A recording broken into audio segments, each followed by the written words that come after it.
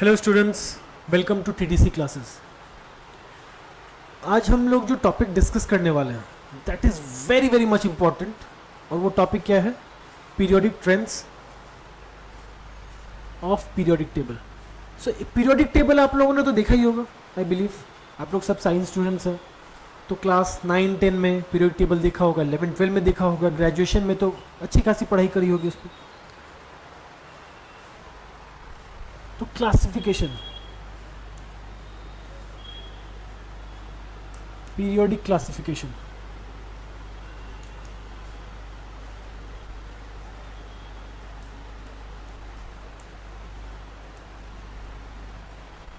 एक स्ट्रक्चर बनाते हैं, एक रफ स्ट्रक्चर बनाते हैं पीरियोडिक टेबल का, तो ज़्यादा बेटर वे में हम उसको एक्सप्लेन कर पाएंगे। कैसा लगता है, कैसा दिखता है पीरियोडिक टेबल? कुछ ऐसा दिखता है।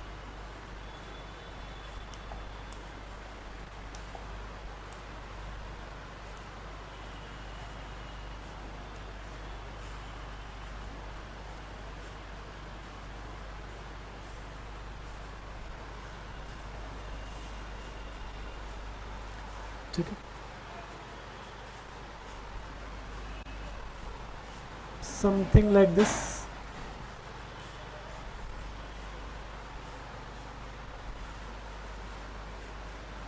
हम यहाँ एक रफ डायग्राम बनाने की कोशिश कर रहे हैं। I won't say it is exact, but हाँ समहाउ रफ।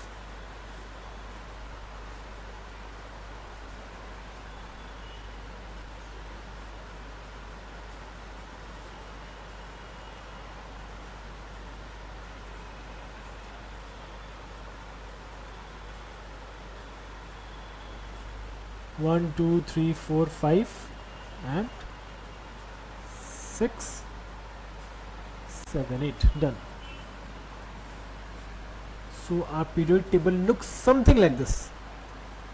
कुछ ऐसा दिखता हो, याद आ रहा है आपको? बीच में जो डी ब्लॉक और एफ ब्लॉक है उसको भी ड्रॉ ही कर लेते हैं।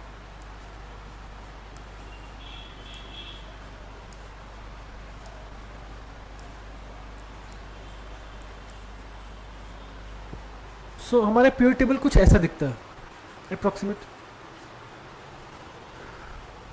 हाइड्रोजन, आपको पता होगा कि हाइड्रोजन यहाँ पे है, हीलियम यहाँ पे है, देन लिथियम, बेरिलियम,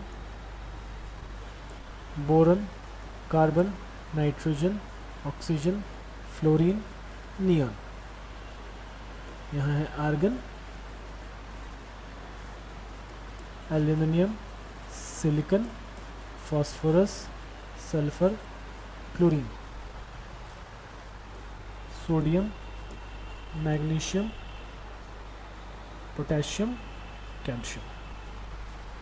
बेसिक में हमें कहा जाता है कि एटलीस्ट 20 तक तो याद होना ही चाहिए। उसके बाद भी है स्कैंडियम, वेनेडियम, टाइटेनियम, बहुत सारे हैं, manganese, iron, it will go on. But हमें एग्जैक्टली ये थोड़ी याद करना है कि ये लेड कहाँ पे है, हमें ये याद नहीं करना है कि गोल्ड कहाँ पे है, हमें ये याद नहीं करना है कि टिन कहाँ पे है, हमें ये याद करना है कि टिन वहाँ है तो क्यों है, हमें एग्जैक्टली यही पता करना। जब मैं इस पीरियोडिक टेबल को देखता हूँ तो मेरे दिमाग में कुछ क्वेश्चंस आते हैं। ये कार्बन यहाँ पे, ये यहीं पे क्यों है कार्बन? क्या मैं ये कार्बन यहाँ लिख सकता हूँ? क्या लगता है आपको, क्या लिख सकता हूं? क्या मैं ये कार्बन यहां लिख सकता हूं? देखने में अच्छा लगेगा मुझे, क्या यहां लिख सकता हूं? ये भी एक क्वेश्चन है। क्या मैं ये कार्बन पीरियोडिक टेबल के बाहर लिख सकता हूं? ये भी एक क्वेश्चन है।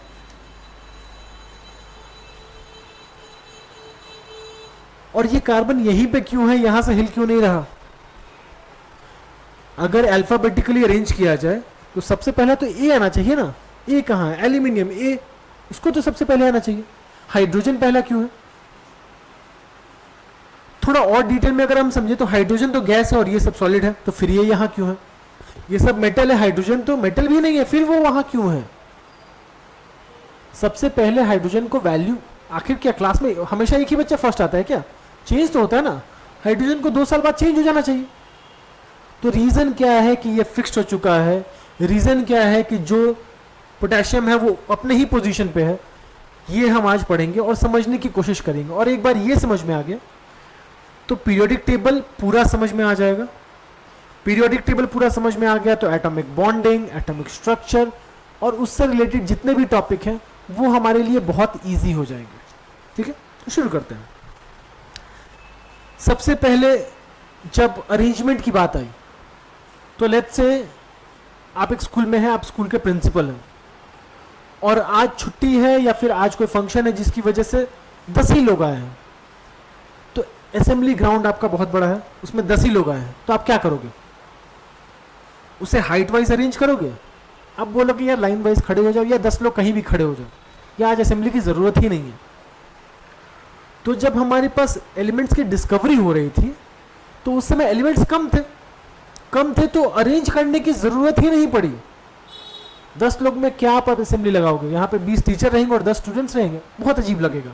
तो आप कहोगे आज असेंबली नहीं होगी, आज आप क्लास में डायरेक्टली जाओ। फेयर इनफ, ठीक है। सेम थिंग यहाँ पे भी हो रहा था, 10, 15, 20 मैक्सिमम एलिमेंट्स डिस्कवर हुए तो अरेंज करने की ज़रूरत ही नहीं हुई। बट कभी ऐसा हो, ऐसा क्या जनरली ही होता है कि आपके स्कूल में सारे बच्चे उस दिन आए, कोई फंक्शन है स्कूल में, उस दिन पेरेंट्स भी आए, तो वो आप असेंबली कैसे अरेंज करोगे? तो आप क्या करोगे? Class wise different, section wise different, plus class और सेक्शन में भी अगर लेट्स से कोई 10B में है तो 10B के जो लाइन है उसमें भी आप कहोगे कि सबसे छोटा आगे रहेगा और हाइट वाइज जो सबसे बड़ा है वो पीछे रहेगा। क्यों? ताकि सबको वो फ्रंट स्टेज दिख सके, सब टीचर्स को दिख सके। अगर लंबा हाइट वाला आगे रहेगा, छोटा हाइट वाला पीछे रहेगा तो उसे नहीं दिखेगा, इशू होगा। सिमिलरली जब ज्यादा एलिमेंट डिस्कवर हो गए तो साइंटिस्ट को लगा कि नहीं, अब हमें इसे अरेंज करना पड़ेगा। फिर क्वेश्चन आया कि आखिर करें कैसे अरेंज? जैसे मेरा क्वेश्चन था कि एल्यूमिनियम ए से शुरू होता है तो चलो उसे नंबर 1 पे कर देना चाहिए। तो कुछ लोगों का ये भी सजेशन था कि अल्फाबेटिकली अरेंज करते हैं, ABCD ऐसे करके Z तक। थोड़ा सा कॉम्प्लेक्स था वो, या फिर साइंटिफिक नहीं था। मैं कहूँगा इजी तो था लेकिन साइंटिफिक नहीं था। तो सबसे पहले जो जिसे साइंटिफिकली माना जाता है, जो ज़्यादा पॉपुलर है, जो लंबे टाइम तक यूज हुआ, वो था मेंडलीफ पीरियोडिक टेबल। क्या था मेंडलीफ पीरियोडिक टेबल? मेंडलीफ ने यह कहा कि सबसे हल्का कौन है? हाइड्रोजन। हाइड्रोजन का एटॉमिक मास क्या है? 1। एटॉमिक मास क्या होता है? कैसे पता करते हैं एटॉमिक मास या एटॉमिक वेट? एटॉमिक वेट कैसे करते हैं?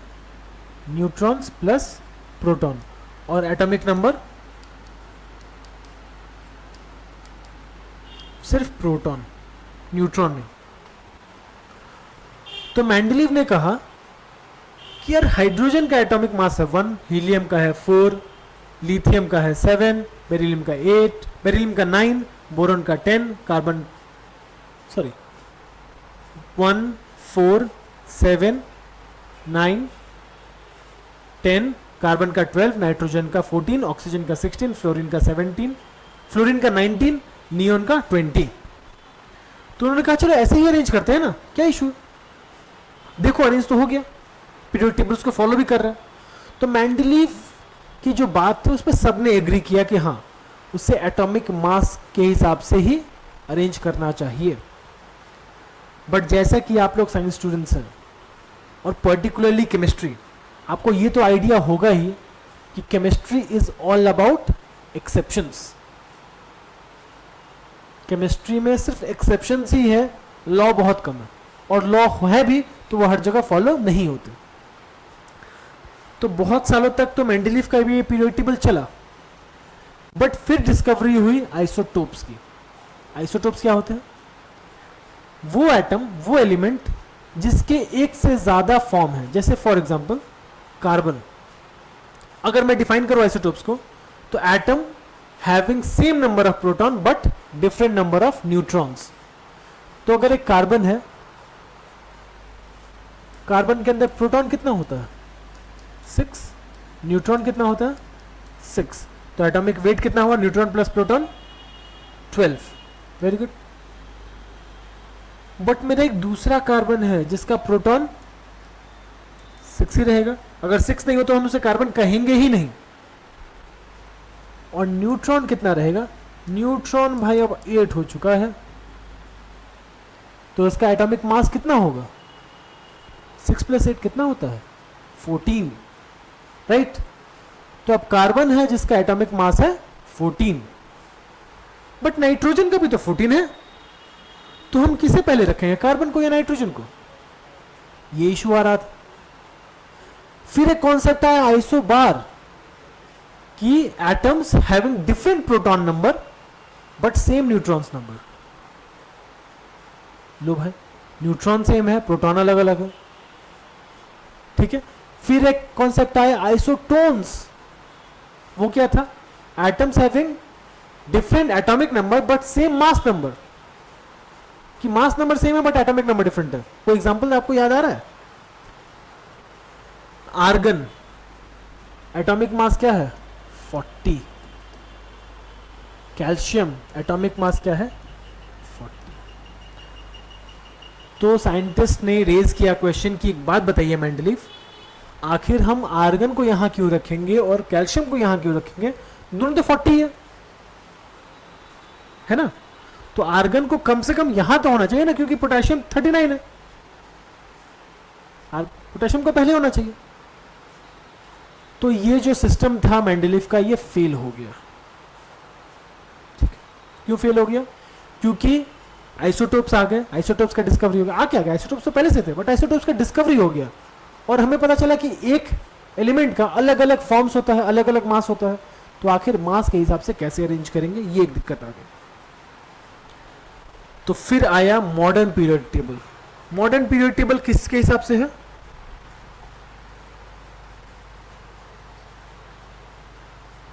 Modern period table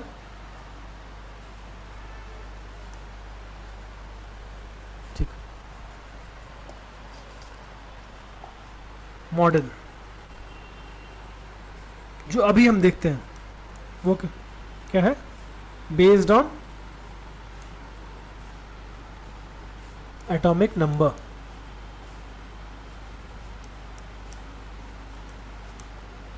modern period table किस पे बेस्ड है, based on atomic number, not on atomic mass. अब बड़ा इजी हो गया, अगर कार्बन का 14 है, 15 है, 16 है, कार्बन का 13 है, कोई इशू नहीं है, प्रोटॉन तो सबका सेम ही है ना, तो हम उसे कार्बन ही कहेंगे और उसे यहीं पर लिखेंगे, ठीक है। अभी तक तो ठीक है, अरेंजमेंट ठीक लग रहा है, पर ऐसा ही क्यों अरेंजमेंट, ये बीच में गैप क्यों, ये भी क्वेश्चन था। अरेंजमेंट ऐसा ऐसा क्यों नहीं, 1 2 3 4 hydrogen, helium, lithium, beryllium, boron, ऐसा क्यों नहीं, ऐसा क्यों। तो क्लासिफिकेशन से हमें पता चला कि ऐसा जरूरी है। क्यों जरूरी है, क्योंकि एक्चुअली हम कार्बन की बात ही नहीं कर रहे हैं, हम कार्बन जैसे एलिमेंट्स की बात कर रहे हैं। इसका मतलब मैं लिथियम की बात नहीं कर रहा हूं कि लिथियम वहां क्यों होना चाहिए, लिथियम वहां पे है क्योंकि सोडियम भी लिथियम जैसा ही केमिकल प्रॉपर्टी शो करता है। ये गेटिंग माय पॉइंट, लिथियम वहां है क्योंकि पोटेशियम भी लिथियम जैसा ही प्रॉपर्टी शो करता है, उसी तरीके से केमिकल रिएक्शन करता है, उसी तरीके से सिंगल इलेक्ट्रॉन रिलीज करता है। तो हमने सिर्फ एटॉमिक नंबर से उसको नहीं सजाया है, हमने इस तरीके से उसे सजाया है जहां पे वो पूरा ही लाइन, पूरा ही group almost same chemical properties show करता है। Is that clear?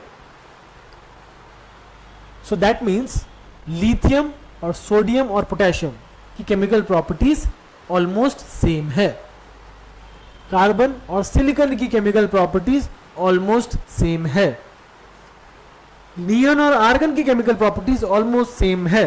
क्यों सेम है? और दोनों नोबल गैसेस है ना, देखो हीलियम भी नोबल गैस, नियॉन भी नोबल गैस, आर्गन भी नोबल गैस, यहां क्रिप्टन है, ये भी नोबल गैस, यहां जेनन है, ये भी नोबल गैस। तो इनकी सबकी प्रॉपर्टी सेम है। तो हमने इस तरीके से उसे अरेंज किया है मॉडर्न पीरियड टेबल में, जहां पे वो एटॉमिक नंबर से डिवाइड हो और उनकी केमिकल प्रॉपर्टीज सेम हो। यहां तक क्लियर है? कोई इशू यहां तक? ठीक है, फेयर इनफ। यहां तो आगे हमने केमिकल पीरियड टेबल समझ लिया हमने, बट क्वेश्चंस क्या इतने सिंपल आएंगे? नहीं, क्वेश्चंस आएंगे कि किसका मेल्टिंग पॉइंट ज्यादा है, लिथियम का या सोडियम का? क्वेश्चंस आएंगे किसका बॉइलिंग पॉइंट ज्यादा है, कैल्शियम का या सिलिकॉन का? क्वेश्चंस आएंगे कौन ज्यादा हीट कंडक्ट करता है, बेरिलियम या सल्फर? कौन ज्यादा इलेक्ट्रिसिटी कंडक्ट करता है, क्लोरीन या nitrogen? Questions will be like that. और क्या ये पॉसिबल है कि 100-110 केमिकल जो एलिमेंट्स हैं उनकी नाम, एक तो नाम ही सबसे याद नहीं होता, पूरा पीरियड टेबल का नाम ही ऑलमोस्ट 90% लोगों से याद नहीं होगा, प्लस उनकी केमिकल प्रॉपर्टीज, उनका बॉइलिंग पॉइंट, उनका मेल्टिंग पॉइंट, उनका हीट कंडक्टिविटी, टेंसाइल स्ट्रेंथ, ये सब क्या पॉसिबल है याद रखना? ह्यूमन के लिए तो पॉसिबल नहीं है, आप लोग रोबोट हैं नहीं। तो हमारे पास ऑप्शन क्या है, कैसे याद करेंगे? हमें ट्रेंड्स याद रखना पड़ेगा, हमें ट्रेंड्स समझना पड़ेगा। और उसके बाद मुझसे अगर आप कोई भी पूछो कि यहाँ पे एक एलिमेंट है और यहाँ पे एक एलिमेंट है और दोनों में मेल्टिंग पॉइंट किसका ज़्यादा है, तो मैं इजीली बोल सकता हूँ कि इसका ज़्यादा है। क्यों ज़्यादा है अभी हम देखेंगे। क्लियर है? ठीक है, fair enough, very good. Okay, अब थोड़ा सा हम ये समझ लेते हैं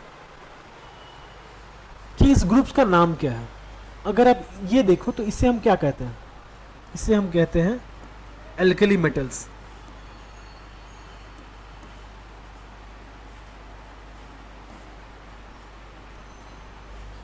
इस ग्रुप को हम कहते हैं एल्कली अर्थ मेटल्स। दोनों में कौन सा वर्ड है, मेटल, दोनों में कौन सा वर्ड है, एल्कली। ठीक है, एल्कली मतलब बेसिक, मेटल मतलब धातु। जो ये ग्रुप है, ये कौन सा ग्रुप है, नोबल गैस। जो ये वाला ग्रुप है इसे हम क्या कहते हैं, हैलोजन।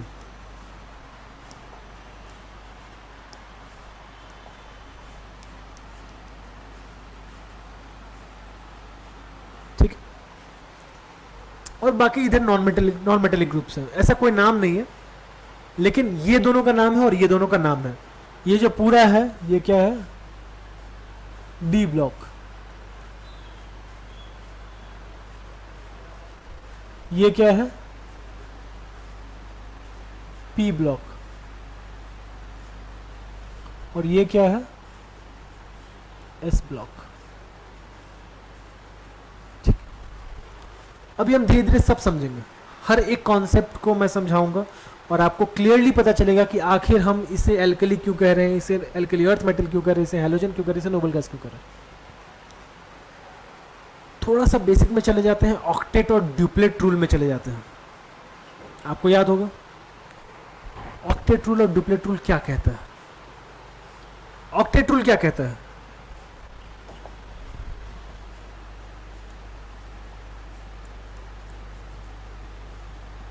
ऑक्टेट रूल कहता है कि आउटर मोस्ट शेल में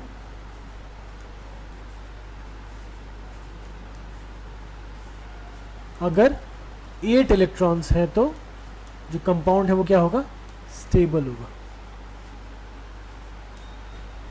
ड्यूप्लेट क्या कहता है, ड्यूप्लेट कहता है कि आउटर मोस्ट शेल में अगर 2 इलेक्ट्रॉन है तो कंपाउंड स्टेबल होगा। ठीक है, ड्यूप्लेट रूल किसके लिए वैलिड है, ड्यूप्लेट रूल सिर्फ हाइड्रोजन एंड हीलियम के लिए वैलिड है। ठीक है, क्योंकि पहले शेल में 2 इलेक्ट्रॉन इन दोनों के ही होते हैं, उसके बाद तो दूसरा शेल आता है जिसमें 8 इलेक्ट्रॉन्स होते हैं। तो हमें ऑक्टेट रूल और ड्यूप्लेट रूल याद रखना है। एक एग्जांपल ले लेते हैं, जैसे हाइड्रोजन, इसके आउटर मोस्ट शेल में कितने इलेक्ट्रॉन है, 1। और हीलियम, इसके आउटर मोस्ट शेल में कितने इलेक्ट्रॉन है, 2। हमें पता है ना हीलियम क्या है, नोबल गैस। देखो आप, हीलियम क्या है, नोबल गैस। हीलियम क्यों नोबल गैस है, नोबल गैस मतलब जो रिएक्ट नहीं करते हैं, जो इनको लड़ाई झगड़ा बिल्कुल पसंद नहीं, जो हाईली अनरिएक्टिव है। तो हीलियम नोबल गैस क्यों है और हाइड्रोजन क्यों नहीं? क्योंकि इसके पास 2 इलेक्ट्रॉन है और ये क्या फॉलो कर रहा है? Duplet rule. ठीक है, बहुत अच्छी बात है। उसके नीचे कौन सा है? हीलियम के नीचे नियॉन। नियॉन का एटॉमिक नंबर क्या है? 10। मतलब पहले शेल में कितने हैं? 2, और दूसरे शेल में कितने हैं? 1 2 3 4 5 6 7 8 इलेक्ट्रॉन्स। 8 इलेक्ट्रॉन्स है। तो मेरा क्वेश्चन अगेन यही होना चाहिए कि नियॉन ही क्यों, फ्लोरीन क्यों नहीं? फ्लोरीन भी तो नियॉन के बगल में ही है। तो अगर मैं फ्लोरीन को ड्रॉ करूं तो इसमें कितने हैं? 1 2, दूसरे शेल में 1 2 3 4 5 6 7 8, सॉरी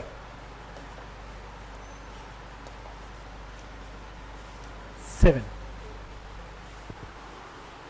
इसमें आउटर मोस्ट शेल में कितने हैं? पहले वाले में तो 2 रहेंगे क्योंकि दूसरा शेल बनते ही पहले वाले का वैल्यू खत्म हो जाएगा। हम सिर्फ आउटर मोस्ट शेल की बात करते हैं। आउटर मोस्ट शेल में कितने हैं? 7 इलेक्ट्रॉन्स। इसके आउटर मोस्ट शेल में कितने हैं? 8 इलेक्ट्रॉन्स। ये कौन सा रूल फॉलो कर रहा है? Octet rule. ये नहीं फॉलो कर रहा। तो स्टेबल कौन हुआ? ये। और ये क्या हो गया? अनस्टेबल। क्लियर है? ठीक है, यहां तक क्लियर है, कोई इशू नहीं, परफेक्ट, डन।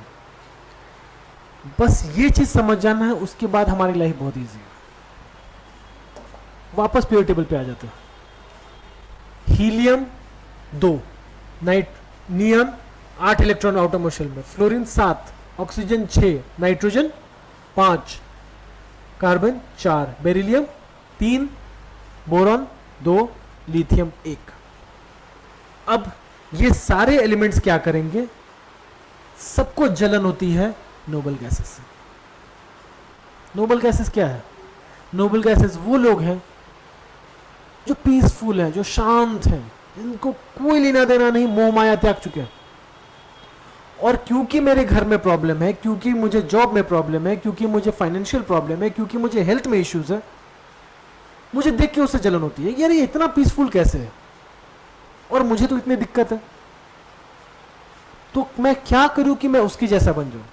ये होता है ना, हमेशा देख के लगता है ना कि क्या करूं मैं कि अम्मा जैसा बन जाऊं, उतना अमीर बन जाऊं। फिर पता चलता है नहीं, वहां पे भी कुछ इश्यूज है, तो क्या करूं मैं जो सेकंड आदमी जैसा बन जाऊं, एंड लाइफ गोज ऑन। तो ये सारे एलिमेंट्स जलते हैं इन लोगों से, नोबल गैसेस से, और ये चाहते क्या है कि मैं कुछ ऐसा करूं जो उसके जैसा बन जाऊं। Is that clear? ठीक है, तो क्या करेंगे भाई? मुझे एक बात बताइए कि ये जो फ्लोरीन है ये नियॉन जैसा कैसे बन सकता है? एक तरीका है फ्लोरीन के पास कि वो कहीं से एक इलेक्ट्रॉन अपने पास ले ले।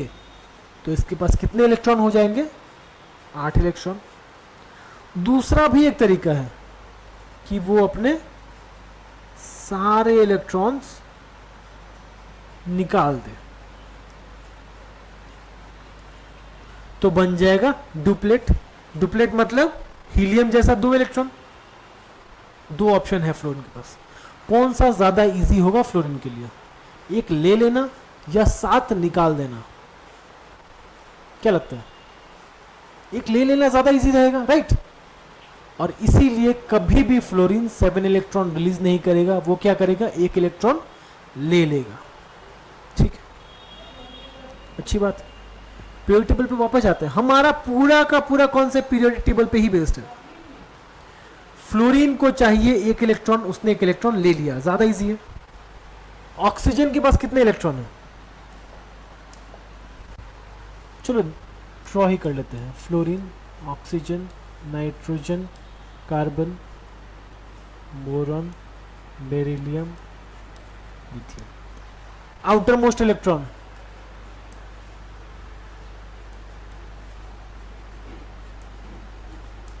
कितने हैं फ्लोरीन के पास? 7, 6,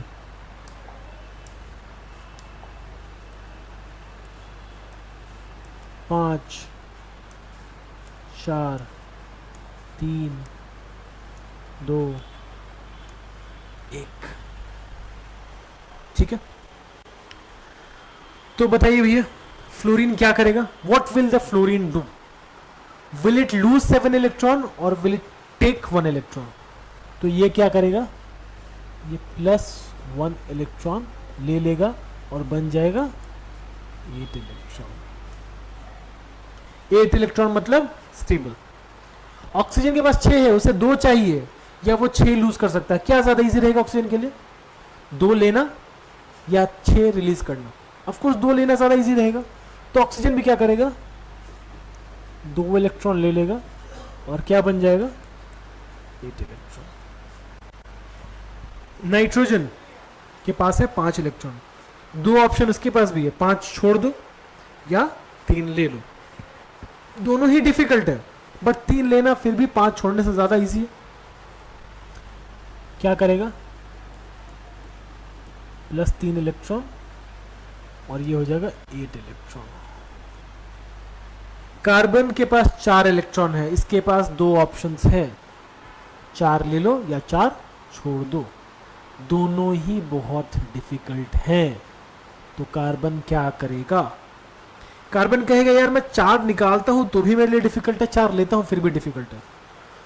तो कार्बन, इसीलिए हमारे चैप्टर्स में कार्बन का एक पर्टिकुलर चैप्टर दिया हुआ है। क्यों? क्योंकि कार्बन ना लेता है ना देता है, कार्बन करता है शेयर। सो कार्बन क्या करेगा,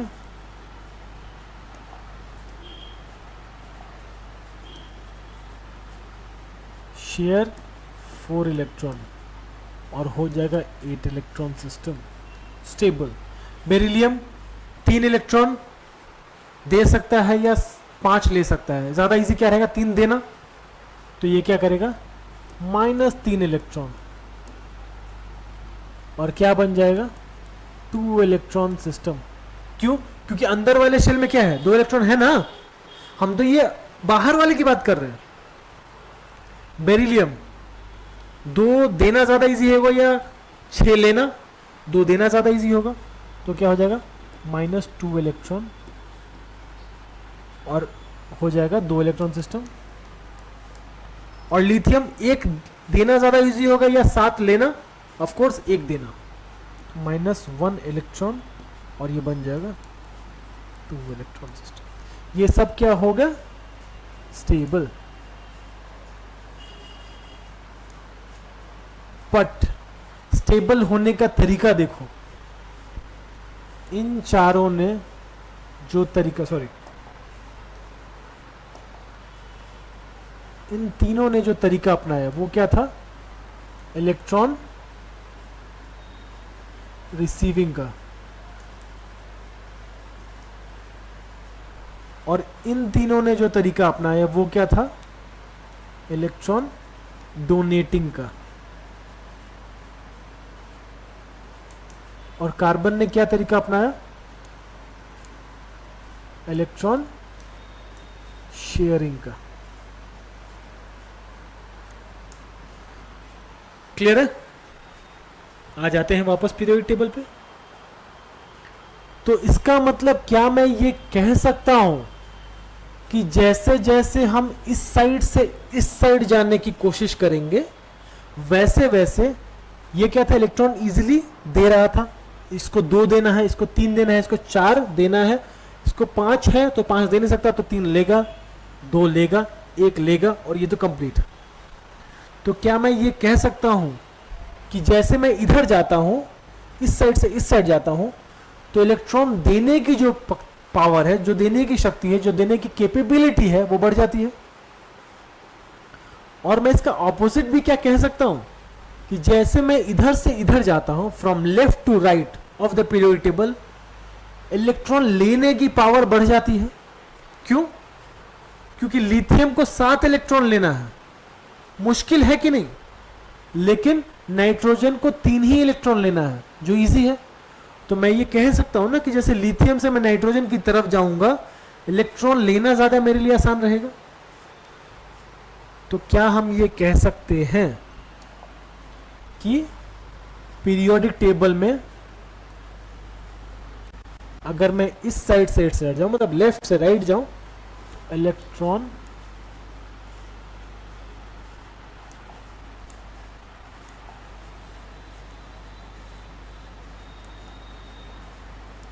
receiving capabilities,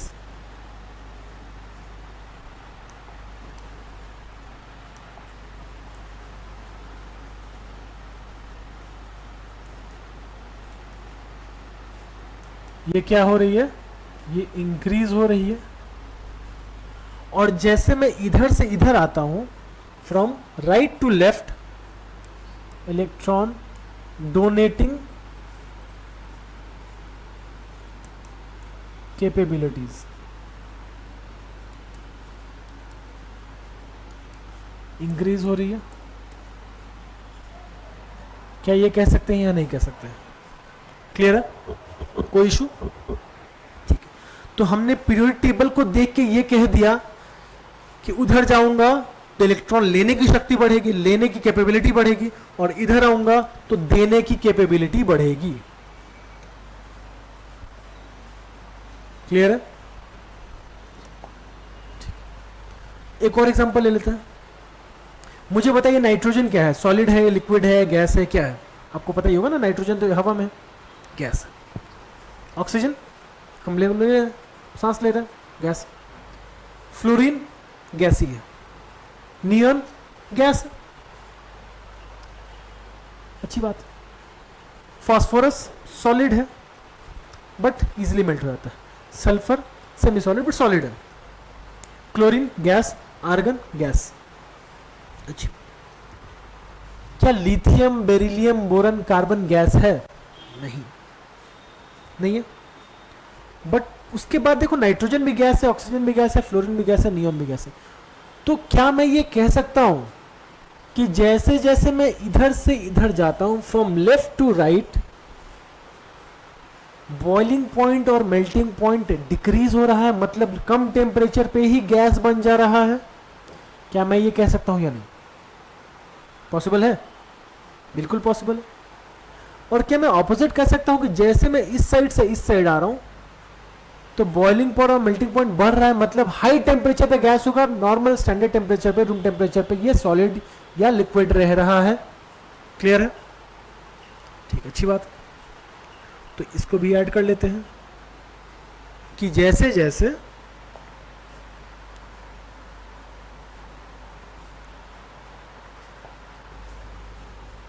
ये देखो, इस साइड से इस साइड जाने पे क्या हो रहा है, गैस बन रहा है, तो melting point and boiling point क्या हो रहा है, डिक्रीज कर रहा है इधर से इधर जाने पे, और इधर से इधर जाने पे क्या हो रहा है, मेल्टिंग पॉइंट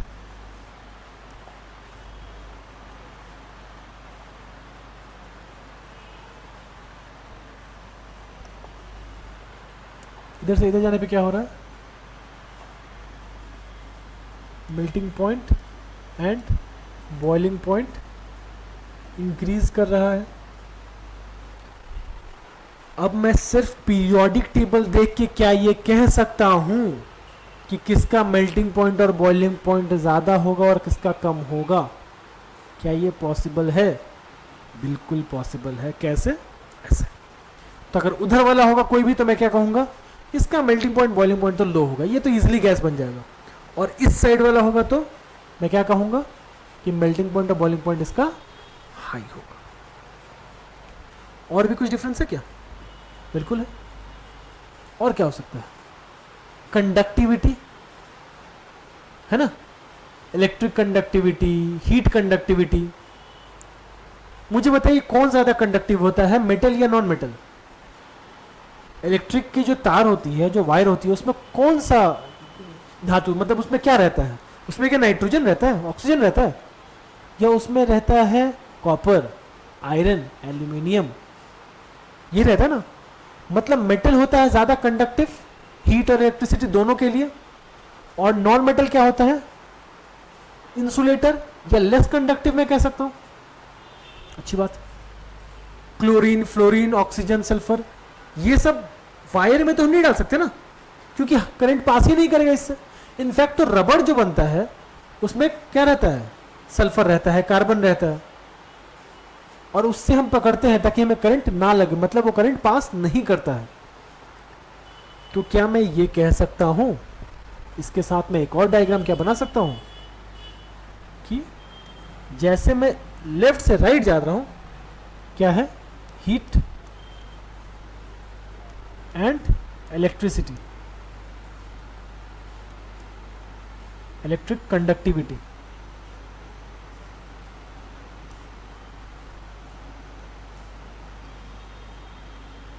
क्या हो रहा है, डिक्रीज हो रहा है, मतलब ऑक्सीजन, नाइट्रोजन, सल्फर, ये हीट और इलेक्ट्रिसिटी पास ही नहीं करते। क्या मैं उल्टा कह सकता हूं कि जैसे मैं इधर से इधर आ रहा हूं, हीट एंड इलेक्ट्रिसिटी कंडक्टिविटी